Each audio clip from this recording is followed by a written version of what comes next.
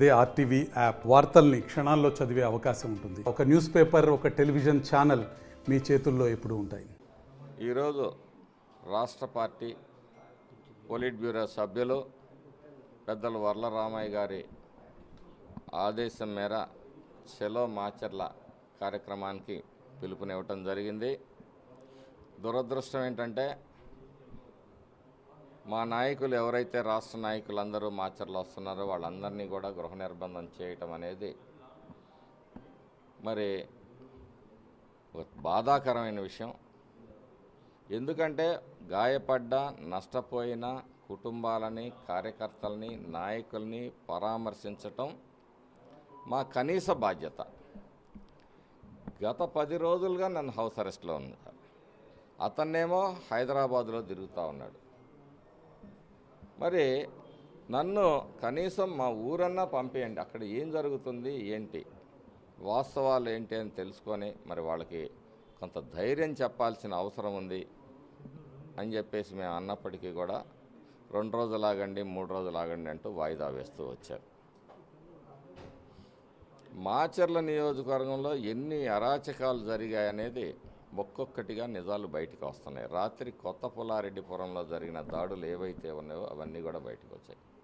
మరెన్నో నిజాలు కూడా భవిష్యత్తులో ముందుకు రాబోతూ ఉన్నాయి. కాబట్టి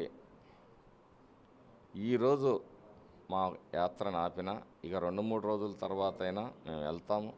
మేము యుద్ధానికి పోవటం లేదు. వాళ్ళలాగా పరామర్శల పేరుతోటి రాడ్లు, కర్రలు, కత్తులు తీసుకొని పోవటం లేదు. ఇవన్నీ కూడా పోలీస్ శాఖ వారు అర్థం చేసుకోవాలి. అవసరమైతే మా వెహికల్స్ అన్నీ కూడా సోదా చేసుకోవచ్చు. మాకేం అభ్యంతరం లేదు. పరామర్శ పేరుతోటి రాడ్లు, కర్రలు, కత్తులు, బాంబులతో పోయిన వాళ్ళనేమో ఆపలేకపోయారు. మేము వాళ్ళ కన్నీళ్లు తొడవటానికి, కష్టాలు తెలుసుకోవటానికి పోతూ ఉంటే ఈరోజు మమ్మల్ని ఆపేస్తూ ఉన్నారు. ఇప్పుడు మేము ఒక కుటుంబాన్ని దగ్గరికి వెళ్ళి వాళ్ళని పరామర్శిస్తూ వచ్చే శాంతి భద్రతల సమస్యలు ఏంటో మాకు కూడా అర్థం కావటం లేదు.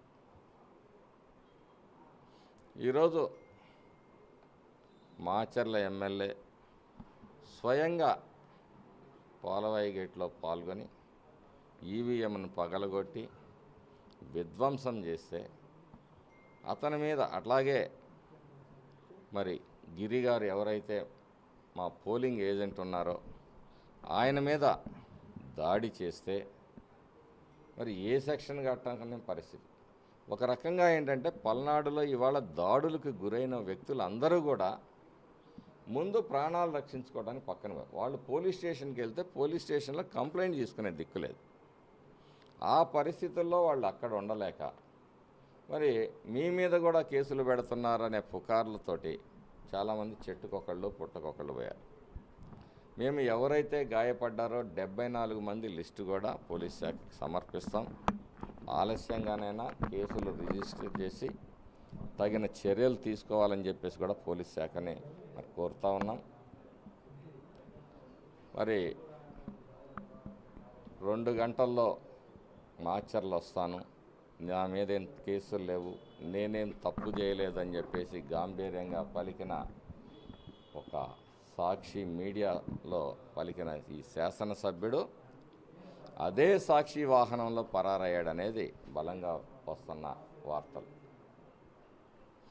మరి చూస్తూ ఉన్నారు, ఏదో కమోడ్లు తయారు చేసే ఫ్యాక్టరీలో అతను అరెస్ట్ చేశారు అని కొన్ని వార్తలు వస్తూ ఉన్నాయి. అంటే ఆ రోజు అన్పార్లమెంటరీ లాంగ్వేజ్ కూడా వాడుతూ నా మీద దుర్భాషలాడాడు. మీ పార్టీలో బూతు రత్నాలు చాలా ఉన్నాయి, అందులో కూడా నువ్వు ఒక బూతు రత్నాన్ని.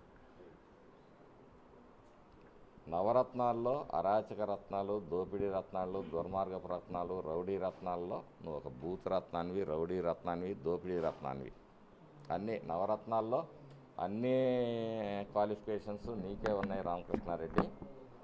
దోపిడీలో కానీ, దుర్మార్గంలో కానీ, దౌర్జన్యంలో కానీ. మరి వెంటనే మరి పారిపోయేది ఎందుకు? నువ్వు తప్పు చేయని వాడివైతే ప్రజాప్రతినిధిగా 4 సార్లు పనిచేసినాడు, ప్రజల ముందుకు రావాలి, చట్టం ముందుకు రావాలి, చట్టాన్ని గౌరవించాలి, వ్యవస్థల్ని గౌరవించాలి. నువ్వు పారిపోయావంటే మరి నీకు అసలు ఈ వ్యవస్థల పట్ల గౌరవం ఉందా? ఎన్నికల వ్యవస్థ మీద నీకు గౌరవం ఉంటే ఈవీఎంని పగలగొట్టవు. నీకు దాని మీద కూడా గౌరవం లేదు.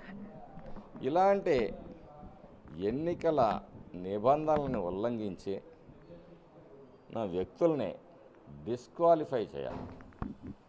ఖచ్చితంగా డిస్క్వాలిఫై చేయకపోతే చిన్న చిన్న కేసులతో వెంటనే బెయిల్ వచ్చే విధంగా సెక్షన్లను పెడితే భవిష్యత్తులో ఏ వ్యక్తి కూడా ఈవీఎంని పగలగొట్టడానికి సంకోచించడు. కాబట్టి